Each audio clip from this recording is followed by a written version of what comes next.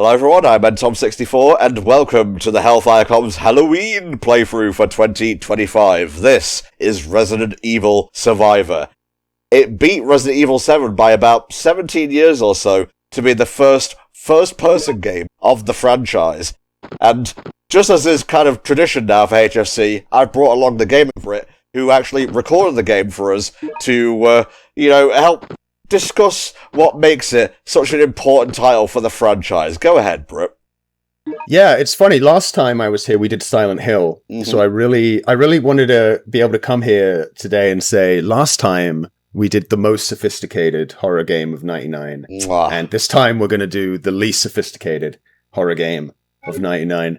But unfortunately, this game came out in January 2000. So we were just slightly off. This is, in fact, a 21st century game. You are living in the century of Resident Evil Survivor. Oh, hell yes. Hang on, I'm just going to scroll down to reception here. Metacritic 39 out of 100.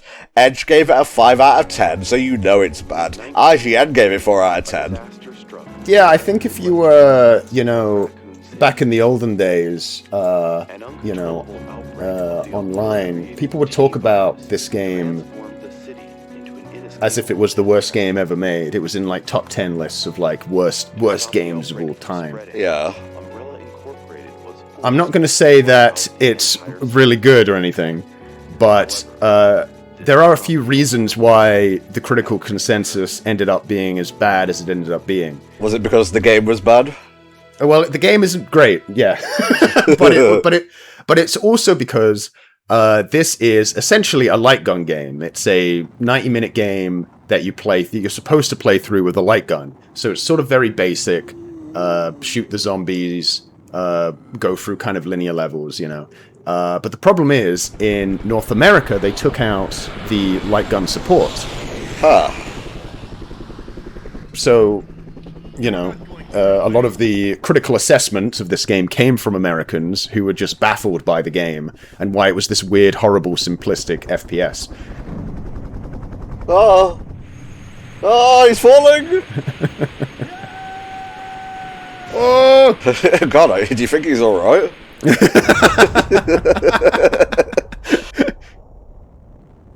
Really, the biggest tragedy here is that no one will get to drink out of that delicious ostrich beer van back there.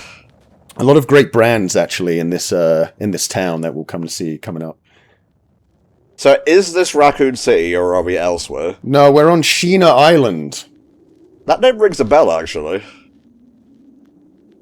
Supposedly a island off the coast of Europe. Okay. I looked that up on the wiki before we started recording. I don't know if they say that in the game or not.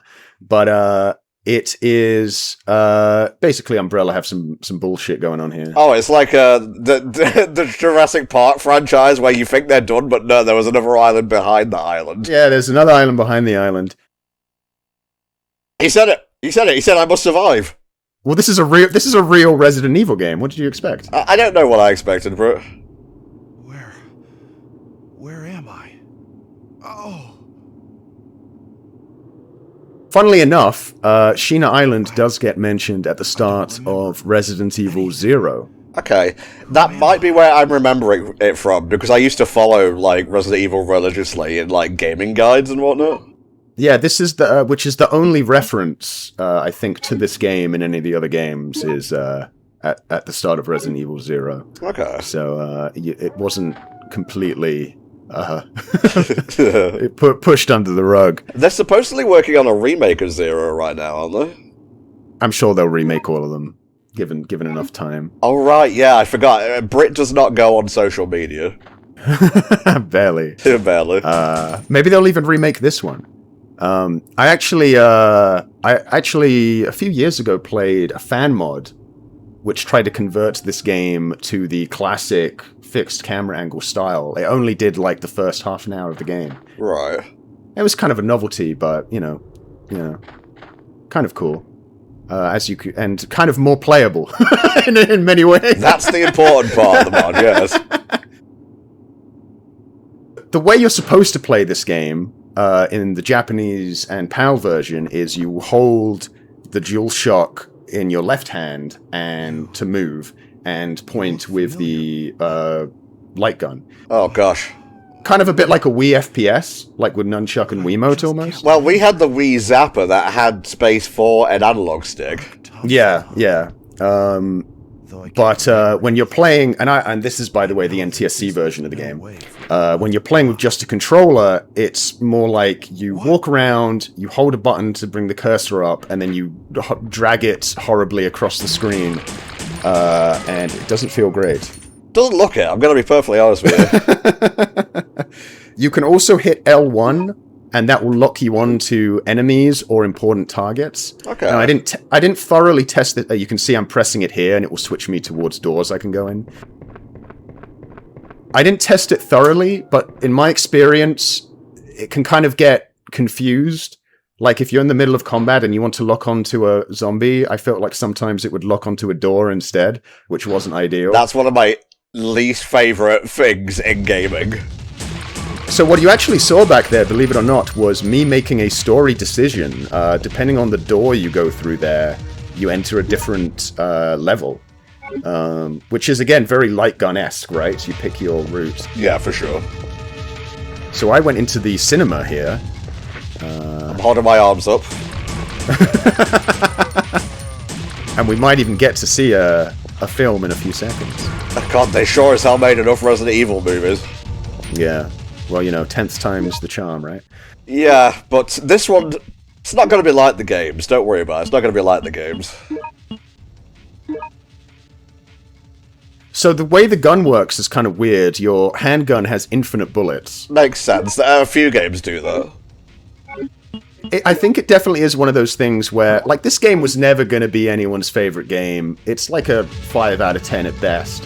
But if you go into it without it, like, with the light gun functionality removed, that's going to seem incredibly weird, right? Like, why am I playing a Resident Evil game with infinite handgun bullets?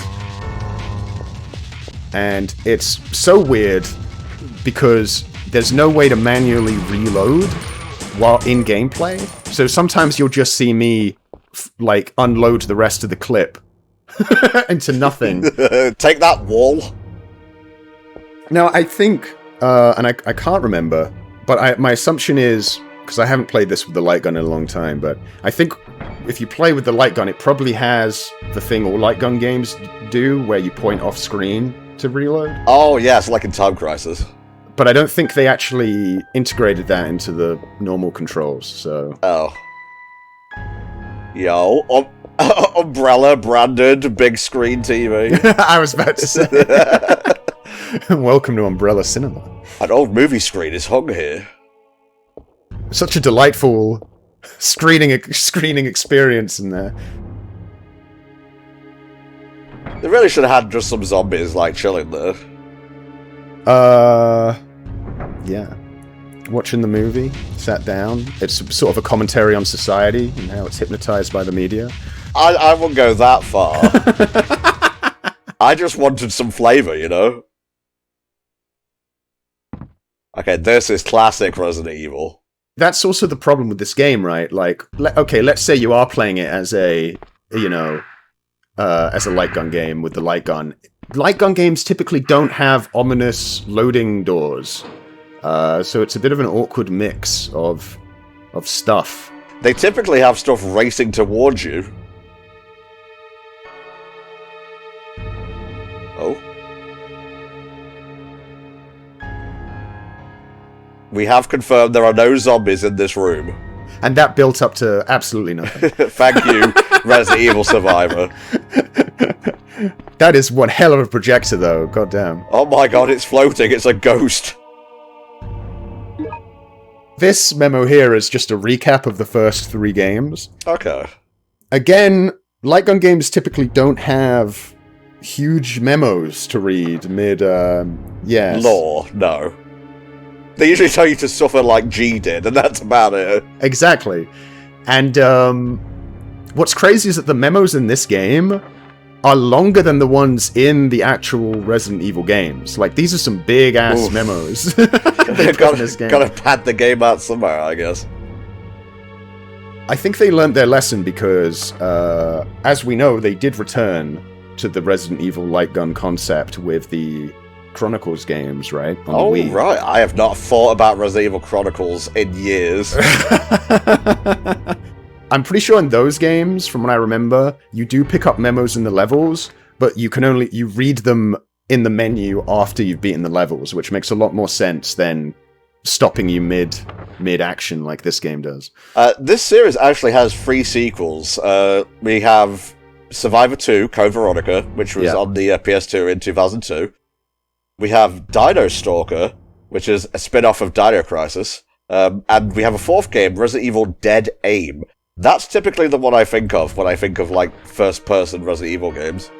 Yeah, if you've heard the terrible reputation Survivor 1 has, as like one of the worst games, top 10 worst games of all time, that reputation does apply to Survivor 2, which is, frankly, I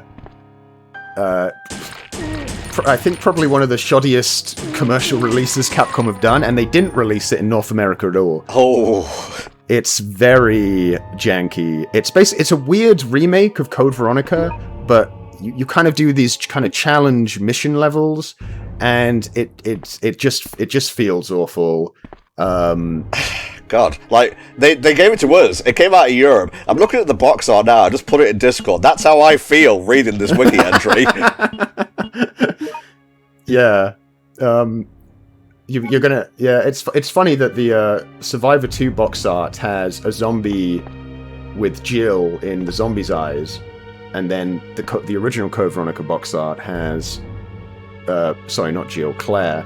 Claire with a zombie in her eyes. So it's like a reverse. See? It's actually amazing. It's actually brilliant. Cinema! Yeah, it's like Code Veronica, kind of Code Veronica's levels in these little arcadey challenges, and then they drop Nemesis in if you take too long to do the levels. It's really not good. But the other 2 Survivor games, 3 and 4, or the Dino Crisis 1 and Gun Survivor, are pretty fun. Oh, I thought that was a bat for a second. No, it is a crow. I was like, I am not aiming at crows with this aiming system. Bye. Okay, so you're definitely not using a light gun peripheral for this. No, because this is the American version of the game. Of course. Okay, I'm just testing you, just making sure.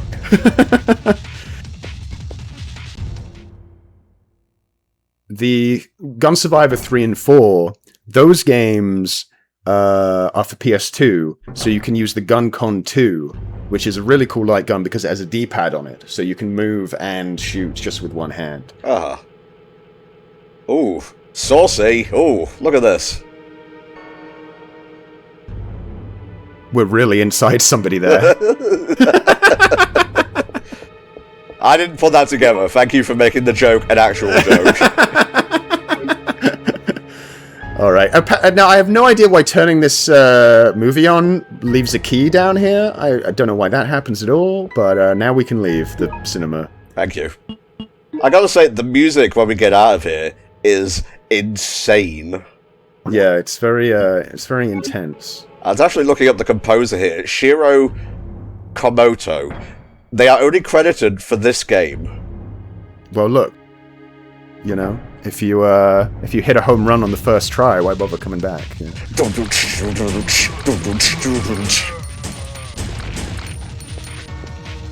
Please buy some popcorn. We're gonna go out of business. Now, if you noticed, the zombies here are just the models from RE2, which don't look quite as flattering up close. No, I noticed it with the cream-shirted man. He seemed very familiar to me.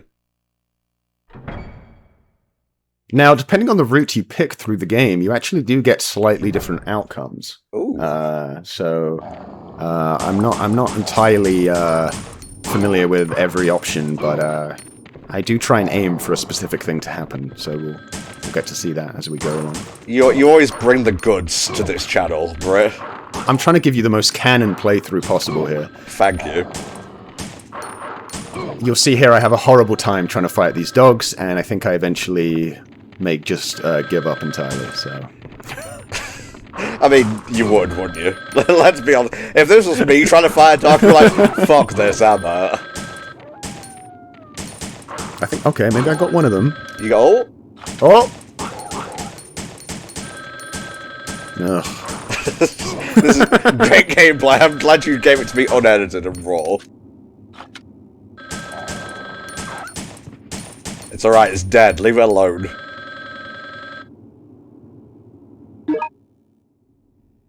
Ooh. The rare menu screen. The rare goes to the options instead of pausing. The classic move. Green herb directly into my wound. Now, I really did try, but I'm pretty sure there is no hotkey for the map. So I just have to go into the menu. Oh. The phone hang up. Asshole. Nah, if he takes out those dogs within 10 seconds, I'll answer the phone. But if he doesn't... He was just like, I'll make the dogfight as annoying as possible by ringing him while he's trying to do it. God, it's like someone, like, pinging me on Discord when I'm trying to record. So now we get the Lickers just out of nowhere. Oh. If you remember, these guys were pretty serious business in Resident Evil 2. And... very unceremonious for such a classic character. oh, this game is pretty unceremonious about its classic characters, as you'll see. I'm looking at the review scores here and I hadn't noticed. Herb get. This game was interestingly made at a time when Capcom would actually sort of kind of outsource the stories of the Resident Evil games to a company called Flagship. And basically, the idea was, you know, Capcom would make all the games really quickly back to back.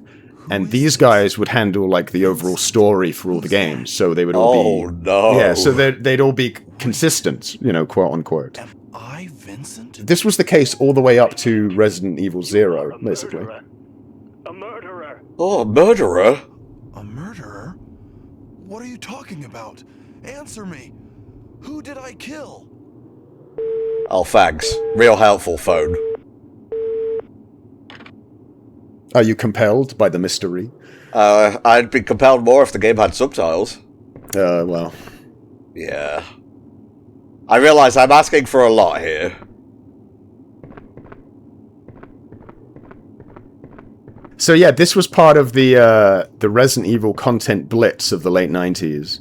And it was an attempt to create a kind of cohesive multimedia experience, but oh, that always works out. as we'll get into it, the results are a bit shaky.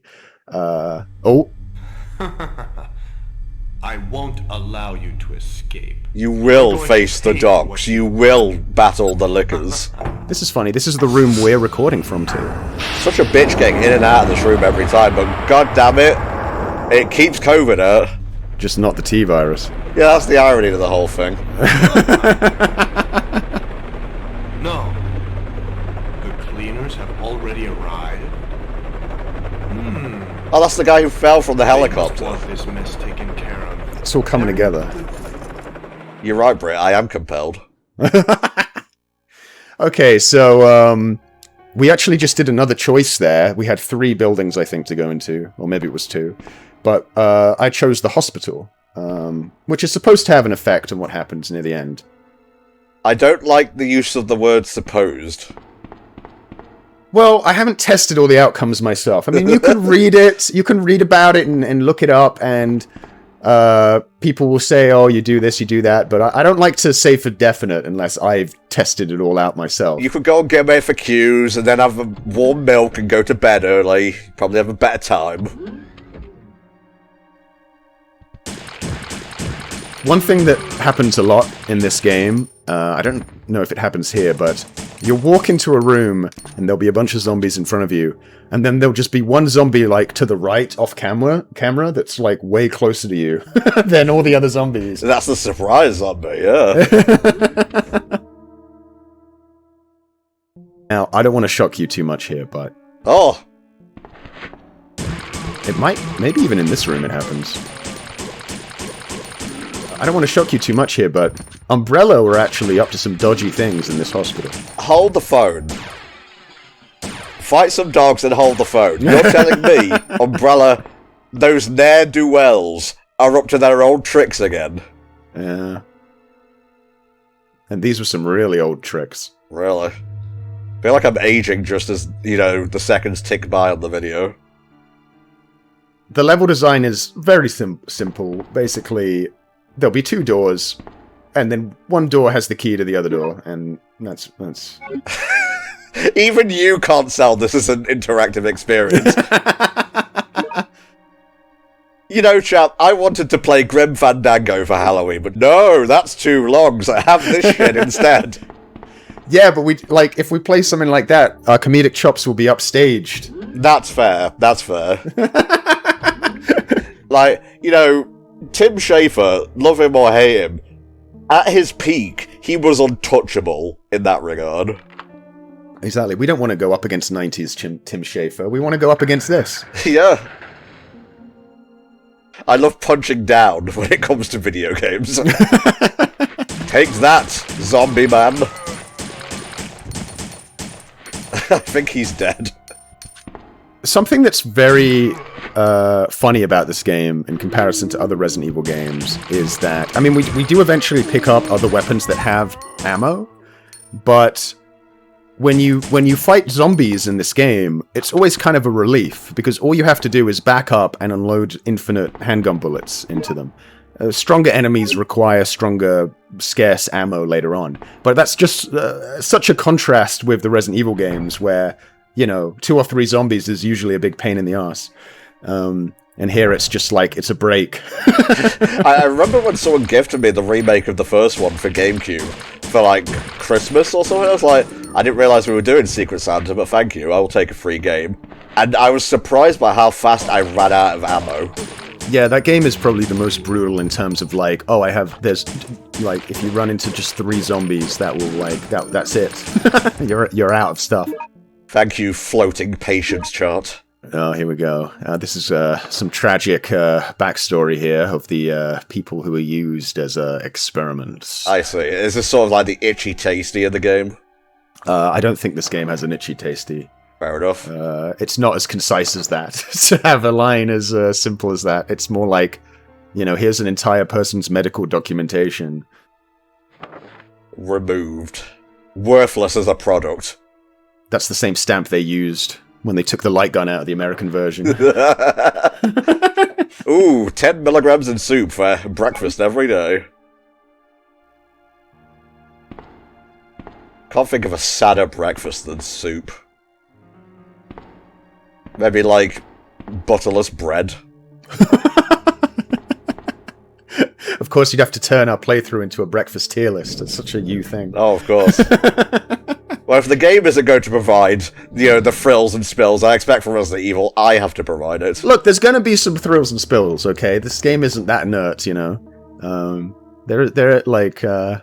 It does try at points to be a real game. Again, when you say it tries, it really tries. You're not selling me on it. You can choose from 1 or 2 buildings. They go to the same place anyway.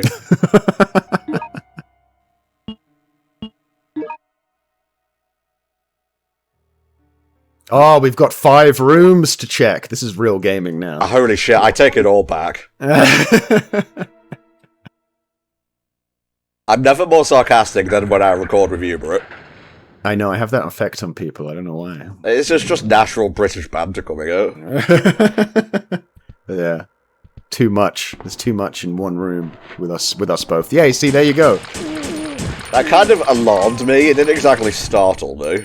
That is sort of this game's move. It will alarm you at points, Reminds me of that fucking South Park bit where Randy just keeps going, "Oh, I'm stalled. Oh, I'm so stalled." Because he's not really scared, he's just stalled. I haven't seen that show. Why do I even bother talking? Why do I bring anecdotes to this I haven't seen it. I don't know what you want to tell you. Okay, right. So social media, South Park, the things you don't interact with. It's a show I haven't seen with 500 episodes. You're expecting a lot from me. I know. That's okay. It's all right. Just kind of going through it in this playthrough of Resident Evil Survivor.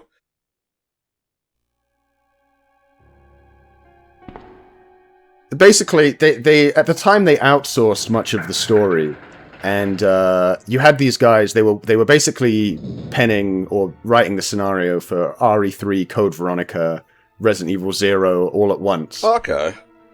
And funnily enough, you know of the N64 version of Resident Evil 2. Yes. That was released about a year after RE2, and they added a bunch of extra memos in that game that hinted at Resident Evil 3, Code Veronica, and Resident Evil 0. Interesting. The whole thing kind of fell apart for a lot of reasons. One reason was that Resident Evil 0 got delayed so much that it went from being an N64 game to a GameCube game. So that kind of got that whole part of the story got kind of delayed. One thing Flagship tried to introduce was the character Oswald Spencer, who name does ring a bell. Yeah, the Spencers. Well, he was introduced or referenced, I think, in the RE2 N64 memos, and as kind of the mastermind behind Umbrella.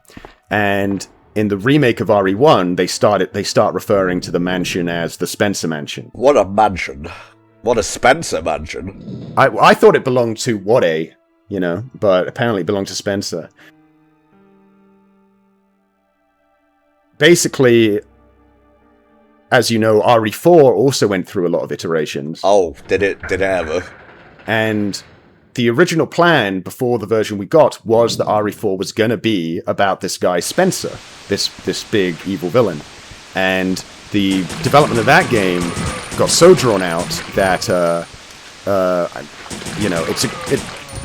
credit apparently is Shinji Mikami's for basically throwing out that entire plot and going, I don't care about this Spencer thing, I'm just going to make RE4 about its own thing.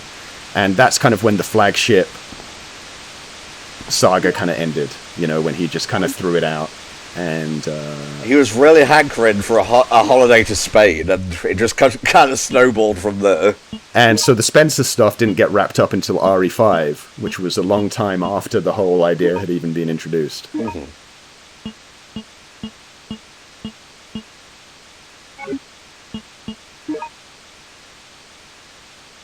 Unfortunately, Resident Evil Survivor didn't become a central part of the tapestry either. Really? But,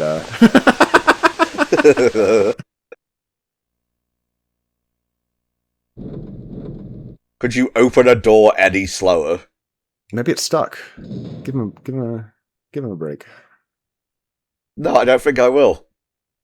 You'll also see that thanks to the aging laser technology of CD consoles, that the loading screens can be a bit inconsistent in how long they take to do their thing. Mm-hmm.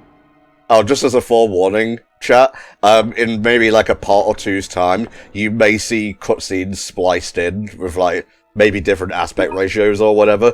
There's a reason for that, we'll explain it at the time. Into another door in the same building. Well, you can see me there kind of getting confused as to where I'm facing or what I'm looking at, because it just all looks the same. Well, conveyance is a crapshoot at best in this game, it seems. Oh my god, he was on the left this time. Brains, I guess. Dude, I love his Levi's. I wonder if it came ready torn, or that just happened because he was a zombie.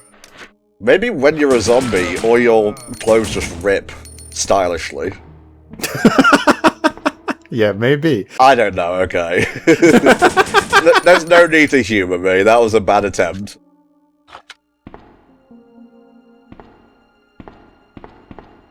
Looking for stuff. Also worth mentioning that you don't actually press a button to open doors in this game, or interact with things, you just kind of bump into them. You just move up to them. That's also how I open doors, I just smush my face against them. In some ways, realistic, yeah. But in other ways, annoying, because I think there'll be a couple of times where I, walk into a door or something and go into a room I didn't want to go into. See, that door opens nice and smooth. They're trying to reduce, right, the amount of buttons you have to press, because you were supposed to play this with a gun. You were supposed to use the gun. Oh, I'm dead. That was his one line of dialogue. Weird. They gave one zombie one line of dialogue. Never again. Ooh, the manhole opener, also known as a crowbar. Why did you call it a crowbar? But hold on, mate. Are you sure you don't want to know exactly what that item does? Let's go into the menu and have a look. Oh, I see. This could be used to open a manhole. Oh, okay. Oh, I'm so tired already.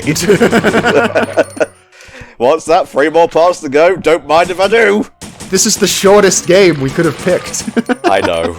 I know.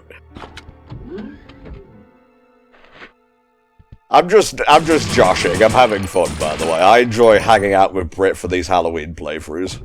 You have to clarify for all the people who don't process sarcasm. Okay. Well, I'll say it as straight-laced as possible. I enjoy Brit's company.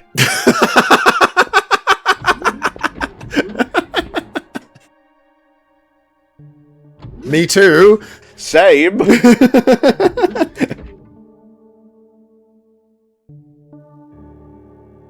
Alright, which shit location are we shitting off to now? Well, let me check our map. Oh, we've done all the rooms. Oh, no! Oh! It's the Tyrant from Resident Evil 2, also known as Mr. X. Your smushing seems to be ineffective here. Since in Resident Evil 2, the thing that you're usually expected to do when this guy shows up is run away, my idea was to try and get in the lift and leave. But actually, you're supposed to have a throwdown with him. He's not exactly going at a brisk pace here. Yeah, I don't think he does at any point. Just kind of like slaps you as you walk by. When he slaps you, for whatever reason, he kind of sucks you in to his... Oh, we got him. He kind of sucks you towards him, so it's actually quite annoying when he hits you. But otherwise, because of this long hallway, it wasn't that hard to take him down. But once you beat him, the lift is here. He picked a really inefficient area to try and like ambush us in. Oh, don't worry. He'll try much better ones that are much better suited to his, to him rather than us. I'm glad that he has the capacity to learn.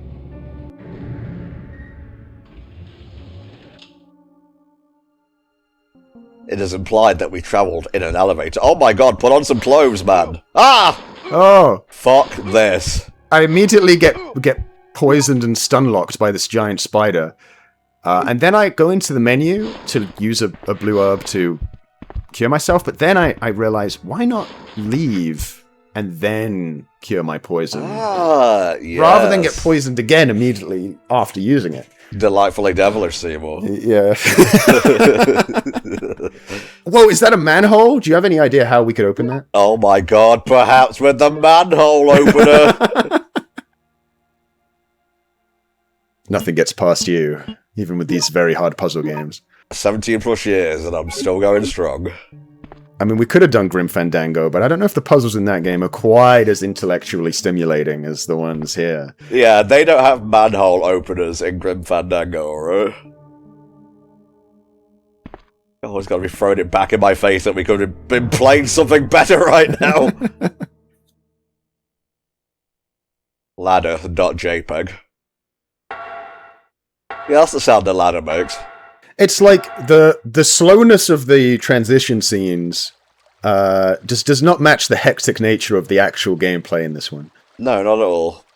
I see a sign that says keep out. I'm like, this is the way to go. Yes, indeed.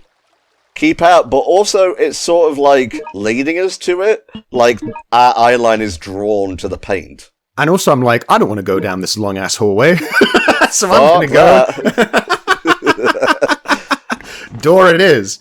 Why would you say keep out and then not lock the door? It's like putting a bowl of candy out and then saying don't eat it. He thought the warning would suffice. He has to lock it as well. Whoever that was has far too much faith in humanity. This is kind of a cool room, all these photos and stuff. Janitor Andy? Sewer caretaker. Okay, I'm vaguely taking this in. So there's a commander called Vincent who's very scary. Okay. And the caretaker Andy does not like it. But this is a classic morality tale because Andy decides to not get involved even though he knows Vincent is doing terrible things. Ooh. But maybe. Commander Vincent has done something cruel. He's such a jerk. I guess he doesn't like getting his picture taken, does Vincent?